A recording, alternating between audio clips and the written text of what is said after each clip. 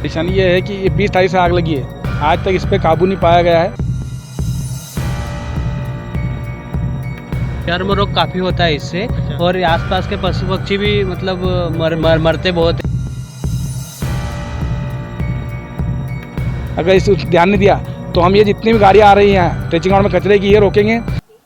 Gondia trenching ground में लगी आग से उठ रहे धुएं ने 3 गांव के 15,000 लोगों के सामने सांसों का संकट खड़ा कर दिया है। हाल यह है कि 8 दिन बाद भी कचरे में सुलग रही आग ठंडी नहीं पड़ी है और इसमें से उठ रहा धुआं लोगों की जान लेने पर आमदा है। ब्रजराजखेड़ी, हासामपुरा और गोंदिया के रहवासी आंखों में जलन, सांसों में घुटन और चर्म रोग का सामना कर रहे हैं। धुएं के साथ उठ रही कचरे की बदबू ने लोगों का जीना मुहाल कर दिया है।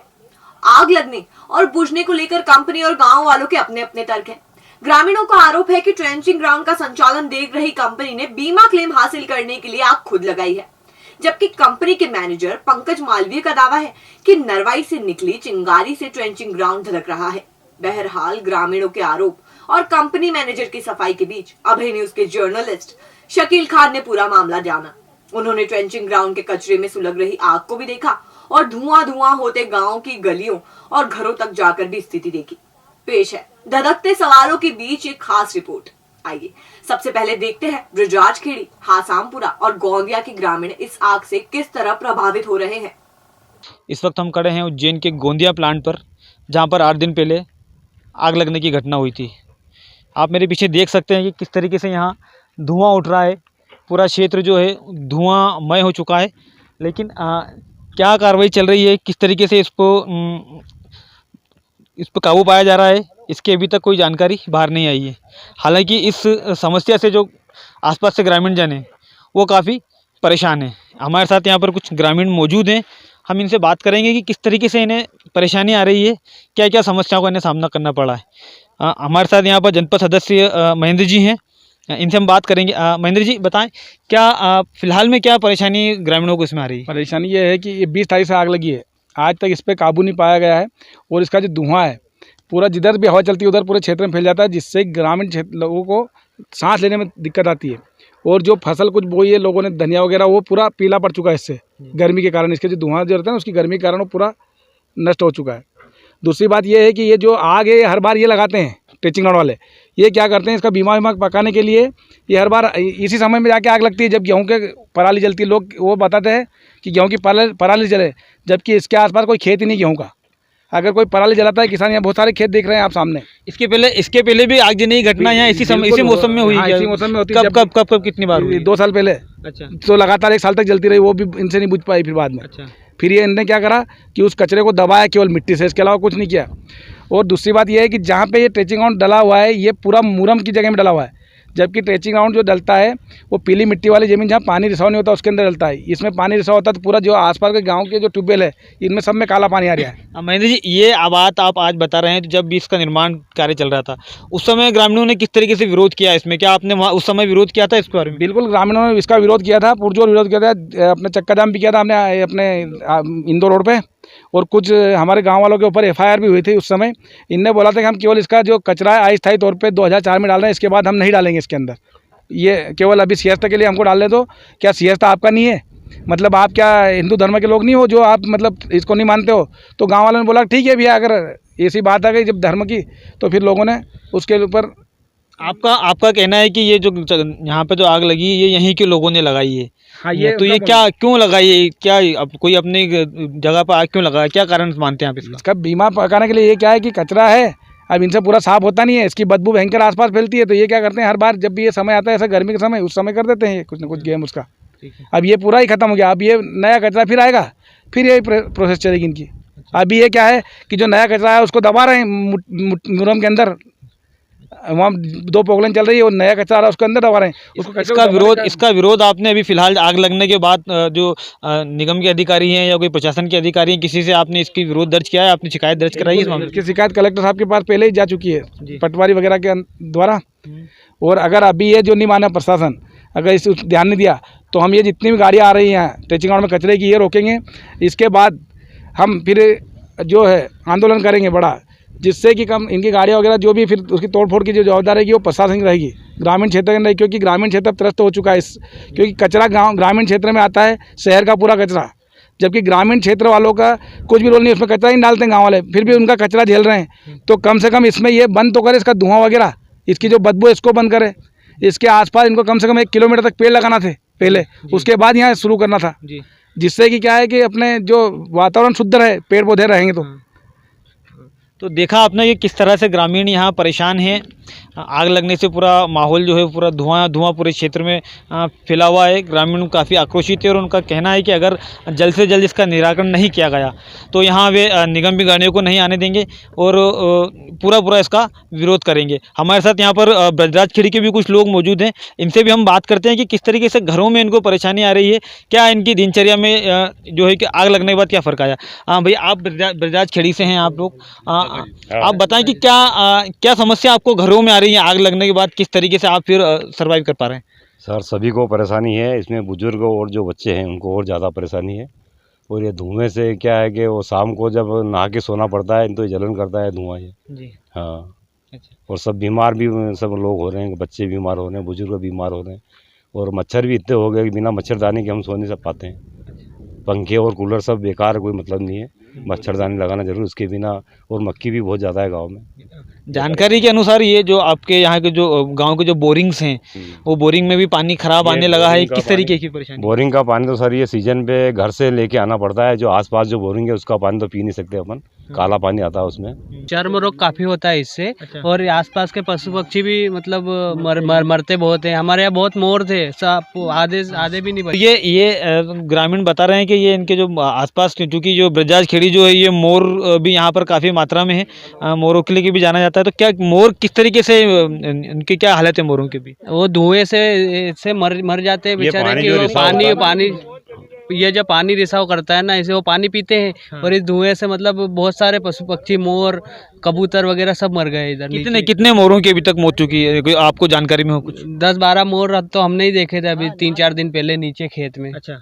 इसकी जानकारी आपने प्रशासन में किसी अधिकारियों को दी कि मोरों की मौत पहले दी थी हमने। हाँ। उसके बाद निगम कमिश्नर जी को भी हमने कॉल किया था, कॉल पे बात की थी, उन्होंने बोला कि कार्रवाई की जाएगी, अभी तक कोई कार्रवाई नहीं हुई है। अच्छा ठीक। अच्छा महेंद्र जी, एक सवाल मेरा ये भी है कि जिस तरीके से बात सामने आ रही है कि जो आसपास किसान नरवाई जला रहे हैं, तो नरवाई जलाने के कारण यहाँ की चिंगारी आई और उससे यहाँ पर आग लगी, क्या आप क्या कहेंगे इस बारे में? ये बिल्कुल सरासर झूठ है, क्योंकि अगर किसी किसान की मेड़ चोरी है, 4 फीट 5 फीट चौड़ी भी अगर मेड़ है तो आग इधर से उधर नहीं जाती है, क्योंकि इसकी कोई ऐसा बड़े आग नहीं रहती, उसकी केवल हल्के ऊपर से जल के निकल जाती है। तो ये तो इसके आसपास दीवार है 8-8 10-10 फीट की, और इसके आसपास 500-500 मीटर दूर तक कोई गेहूं का खेत नहीं है अभी तो। अच्छा। तो नरवाई जले कैसे और कैसे आएगा इसके अंदर। और जहाँ आग लगी है शुरुआत में, ये चद्दर के शेड में लगी है, तो वहाँ तो जाने का सवाल ही पैदा नहीं होता उसका, नरवाई के आग का। तो आग की शुरुआत जो हुई है, जो प्लांट लगा हुआ है इनका, हाँ। वहाँ से अंदर से हुई है। हाँ, उसके वीडियो फुटेज है हमारे पास मौजूद, जहाँ आग शुरुआत लगी थी उसके, अगर हो तो हम आपको उपलब्ध करा सकते हैं उसको। अच्छा। और ये जो क्या है, ये केवल ढकोसला, ये चुतिया बना रहे सभी को। अच्छा। ग्रामीण क्षेत्र को, कि हम ये आपको मच्छर की दवाई भी स्प्रे करवाएंगे, हम आप जो बोलोगे वो करें, कुछ नहीं किया आज तक इनने। इसका हमने अभी जो लोकसभा चुनाव था उस समय हम ग्रामीण क्षेत्रों ने विरोध भी किया था, तो उस समय नगर निगम कमिश्नर, एसडीएम साहब, एडीएम साहब भी आए थे और इन्होंने बोला था कि भैया हम जो है इसमें सुधार करवाएंगे और आपको इसकी ना तो बदबू आएगी और ना धुआं वगैरह की समस्या आएगी। नहीं तो हम उस समय भी लोकसभा में इसका चुनाव का बहिष्कार कर रहे थे, और अगर फिर भी नहीं माने तो अभी 2 चुनाव फिर आने वाले, विधानसभा और लोकसभा, फिर हम उसका बहिष्कार करेंगे चुनाव का। अच्छा, इस संबंध में आपने किसी जनप्रतिनिधि के सामने गुहार लगाई है, किसी जनप्रतिनिधि से, सांसद से या विधायक से, इनसे किसी से आपने बात की है, या आपने बात की है तो फिर क्या जवाब आपको मिला है वहाँ से? उनने बोला कि हम बात कर रहे हैं, पहले बात हुई थी हमारी उनसे जी। तो उनने बोला था कि हम इस पर चर्चा करेंगे, और हमने दिल्ली बोले सांसद जी से बात हुई थी एक बार, तो उन्होंने बोला हमने दिल्ली में भी ये जो अपना प्रदूषण विभाग है उससे बात करी है, तो उसकी टीम बोले यहाँ आएगी और जाँच करेगी। जिससे हमें जानकारी लगी है कि यहाँ कुछ लोग जो है अब घर छोड़कर जाने को भी मजबूर हो गए, तो ग्रामीणों से हम बात करेंगे, क्या ये बात सच है कि कुछ लोग इतने परेशान हो गए हैं कि अब गांव छोड़ने को मजबूर हो रहे हैं? तो क्या आप 5-4 परिवार तो चिंतावन में चले गए हैं। अच्छा। और 2-4 मतलब गाँव में जमीन बेच के भी दूसरे गाँव में जमीन ले लिए, और 2-4 और जाने वाले हैं सर। अभी ये तो क्या मालूम कितने लोग जाएंगे। और अभी एक घर तो अभी खाली हुआ है हमारे यहाँ पे, एक दो परिवार गाँव छोड़ के जा रही है। यहाँ के कुछ जो ग्रामीण है उनकी मौत भी हुई है, कुछ यहाँ काम करने वाले, जिससे कि आप ये ग्रामीण बता रहे थे काम करने आपके वाले जो हमारे गांव के जो काम करने वाले हैं वो दो चार मौत होती रहती है, और इससे गांव में मौत अलग होती वो अलग ही है, कर्मचारी की होती वो तो अलग ही है। शाम के समय तो सर है ना, सो भी नहीं, मतलब अपन बैठ भी नहीं सकते, बाहर दरवाजा खुला रहे उसके बाद भी घर पैक हो तो बैठ सकते हैं, तो सांस लेने में इतनी प्रॉब्लम होती है कि अपन मतलब जैसे कोई जंगल में नहीं फंस गए उस तरह से स्थिति होती है, और मतलब भागने की स्थिति होती है घर में। और जो हमारे भाई का घर तो जैसे रास्ते पे इधर पास में ओपन में, तो वो तो मतलब ऐसे परेशान हो गए 8 दिन से कि मतलब उनका जीना हराम है। बच्चा मतलब 10 दिन में तो बच्चे बीमार हो रहे हैं। मेरे बच्चा को अभी 20 तारीख मैंने 5 तारीख को बताया, उसके बाद में फिर 20 तारीख को बताया, फिर आप वापस फीवर आ गया, और तबीयत में जो रिपोर्ट आती है उसमें कोई आता भी नहीं। और मेरे पास डॉक्यूमेंट भी पड़े, रिपोर्ट भी पड़ी है, बच्चे उनकी हर 8 या 15 दिन में बच्चे बीमार होता रहता है। अच्छा। और इसी के कारण बीमार हो रहा है, और कोई नहीं है। गांव में आपके बच्चे के अलावा और भी दूसरे बच्चे होंगे जो जिनको इस तरह की समस्याएं आ रही है? कोई बहुत सारे बच्चे ऐसे, बहुत सारे बच्चे सर, बहुत सारे बच्चे को ग्रामीणों में हर बार इलाज चला, सबके पास वो तो आजकल पर्चे दवाई वगैरह का तो सबके पास से मिल जाएंगे, मगर उस पर सबूत के साथ भी है। और तारीख के 20 से 25 दिन में बच्चा बीमार होता रहता है। कि अब तो हमारे जो लड़के हैं इनके सगाई ब्याह में भी दिक्कत आने लगी है। बोले वहाँ तो बदबू इतनी आती है, क्या करेंगे हम वहाँ तुम्हारे यहाँ लड़की देखे? अच्छा। हमारी लड़की की ज़िंदगी खराब करोगे आप, मतलब ये समस्या आने लगी अब तो। मतलब अब जो है कि ग्राम के जो शादी लायक बच्चे हैं, हाँ, उनकी भी शादियां नहीं हो पा रही। लड़कियाँ वाले बोलते हैं काय के लिए हम लड़की वहाँ पे रहेंगे तो हमारी लड़की बीमार होगी इनके साथ, अच्छा, तो उनकी सगाई वगैरह में दिक्कत आने लगी अब तो। तो देखा आपने, ये महेंद्र जी ने एक बहुत ही विचित्र समस्या भी बताई है कि बच्चे जो यहाँ पर जवान है शादी लायक हैं, उन लोगों की शादी भी इस कारण नहीं हो पा रही है क्योंकि पूरे गांव में ये टेचिंग ग्राउंड से बदबू रहती है, और अभी फ़िलहाल तो आग लगी हुई तो धुआं है। तो आपने देखा है किस तरीके से ग्रामीण परेशान हैं, और दिन रात जो है इनका सोना उठना बैठना सभी मुहाल हो गया है। हालाँकि इस संबंध में जो आला अधिकारी हैं प्रशासन के, उन लोगों का कोई आधिकारिक जवाब अभी तक नहीं आया है कि इसको कब तक ठीक कर लिया जाएगा या फिर ग्रामीणों को किस तरह से राहत पहुंचाई जाएगी। अभी न्यूज़ के लिए उज्जैन से शकील खान। तो आपने ग्रामीणों की बात सुनी, उनके आरोपों की सच्चाई जानने के लिए अभय न्यूज की टीम ट्रेंचिंग ग्राउंड के भीतर तक पहुंची। ग्राउंड का संचालन वेस्ट मैनेजमेंट कंपनी करती है। यहाँ का हाल और भी बुरा है। यहाँ ऊंचे ऊंचे कचरों के पहाड़ों के बीच से धुआं निकल रहा है, और ऐसा लग रहा था कि आग अभी तक बुझी नहीं है। वो कचरों के ढेर के बीच भीतर तक अंदर ही अंदर सुलग रही है, और इससे उठा धुआं ग्रामीणों के स्वास्थ्य के लिए मुसीबत बन गया है। कंपनी के मैनेजर पंकज मालवीय इस बारे में क्या कहते हैं, आप खुद ही सुनिए। इस वक्त हम मौजूद हैं उज्जैन के गोंदिया स्थित ट्रेंचिंग ग्राउंड के अंदर, जहां पर आग लगने की घटना हुई थी। यहाँ के कर्मचारी फिलहाल अभी भी आग बुझाने की कोशिश में लगे हुए हैं। हमारे साथ मौजूद हैं पंकज मालवीय जो यहाँ के हेड हैं, और हम इनसे बात करेंगे क्या कारण रहा, किस तरीके से अब पूरी चीज़ को देखा जाए। पंकज जी, सबसे पहले बताएं कि क्या कारण आप मानते हैं, आग जो इतनी बड़ी लगी है इसको क्या कारण आप मानते हैं? इस समय तो अभी हम कारण पे वही कारण के बोलते हैं ना, कारण के बारे में अभी बस पता कर रहे हैं, बट मोस्ट प्रोबेबली हमारे जहाँ तक अभी हमने जो कंक्लूजन निकाला है, आसपास हम पराली के जलने से बहुत ज़्यादा विचलित भी हैं। तो मोस्ट हर बार क्या होता है कि कुछ ना कुछ जो जलते हुए उड़ते हुए कुछ ना कुछ तिनका आ जाता है, और जैसा कि हमारा जो मटेरियल है, जैसा हमने बताया था, वो बहुत ही सेंसिटिव है। तो बहुत बार ऐसे चांसेस हो जाते हैं कि आसपास से पराली का कुछ भी जलता हुआ कुछ तिनका आ गया और फिर वो उससे एकदम अचानक से आग पकड़ लेती है। पंकज जी, कुछ वीडियोस हमारे पास आए हैं जिसमें आग की शुरुआत यहाँ जो आपकी मशीनरी है उसके वहाँ से बीच में से शुरुआत हुई है। तो आप इसको कैसे कह सकते हैं कि पराली जो उड़ के बीच में आई और फिर आग की शुरुआत बीच में से हुई और फिर पूरी तरह पूरे जो छत्तीसगढ़ का आपका एरिया है उसमें फैलती गई? तो क्या आप किसे मानते हैं आप इसको? सर, सबसे पहली बात तो मैं एक चीज़ ये कहना चाहूँगा कि मशीनरी की अगर आप बात करते हैं तो we have a strong team with us. देखिए, हम कंटिन्यूसली यहाँ पर रहते हैं, और जब भी जैसे ही जिस समय आग का जो इंसिडेंट्स हुए थे हमारी टीम पूरी मौजूद थी।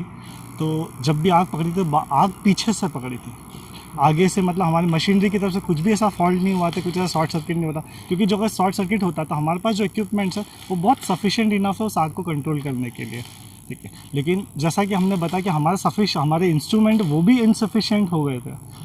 तो इट मीन्स दैट कि आप ये सोच सकते हैं कि आग को, मतलब जो हमारे आंखों के सामने नहीं, तभी कंट्रोल कब हो पाती है, अनकंट्रोल कब होती है, जब आप उसको बहुत देर बाद होते हैं। और ये सारी जो चीज़ें होती हैं जो मशीन से रिलेटेड, वो आंखों के सामने होती है, क्योंकि मशीन के साथ एक ऑपरेटर रहता है, बहुत सारे लेबर रहते हैं। तो अगर ऐसी कुछ इंसिडेंट होता है उस समय ऑन द स्पॉट हम उसको कंट्रोल कर लेते हैं। पंकज जी, नुकसान की अगर बात की जाए तो लगभग कितना पूरा प्लांट का नुकसान हुआ है, मशीनरी कितनी जली है, आपका स्टॉक जो था वो स्टॉक कितना जला है, और पूरी मिलाकर लगभग क्या अनुमान मान रहे हैं आप? सर, अभी तो अनुमान हम खुद बोल रहे ना कि अनुमान बस आगे बढ़ता ही बढ़ता जा रहा है, बट स्टिल अभी आज तक की सिचुएशन में हम करीबन 5 से 6 करोड़ का अनुमानित एक हमारा लॉस हम कंसिडर करके चल रहे हैं। स्टिल अभी भी चलता जा रहा है कि हम देखते जा रहे हैं कितना हो सकता है, बट अभी हाँ हाल फिलहाल में 5 से 6 करोड़ रुपया।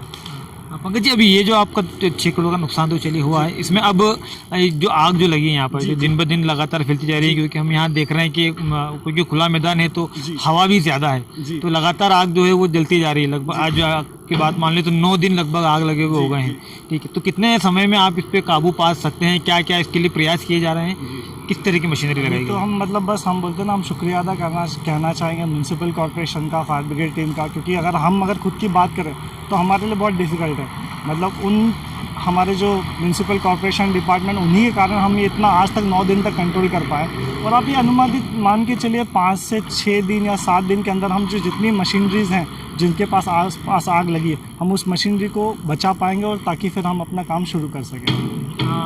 पंकज जी, एक बात सामने ये भी आ रही है, क्योंकि ग्रामीणों में से भी हमने बात की है, तो ग्रामीणों का कहना है कि कंपनी ने जो है कि क्लेम लेने के लिए ये आग खुद ही लगाई है। तो अभी बात कितनी सच है तो आप ही बता पाएंगे, लेकिन आपका कहना है कि ये पराली जलाने से हुआ है। ग्रामीणों का कहना है कि ये कंपनी वालों ने खुद ही क्लेम लेने के लिए आग लगाई है।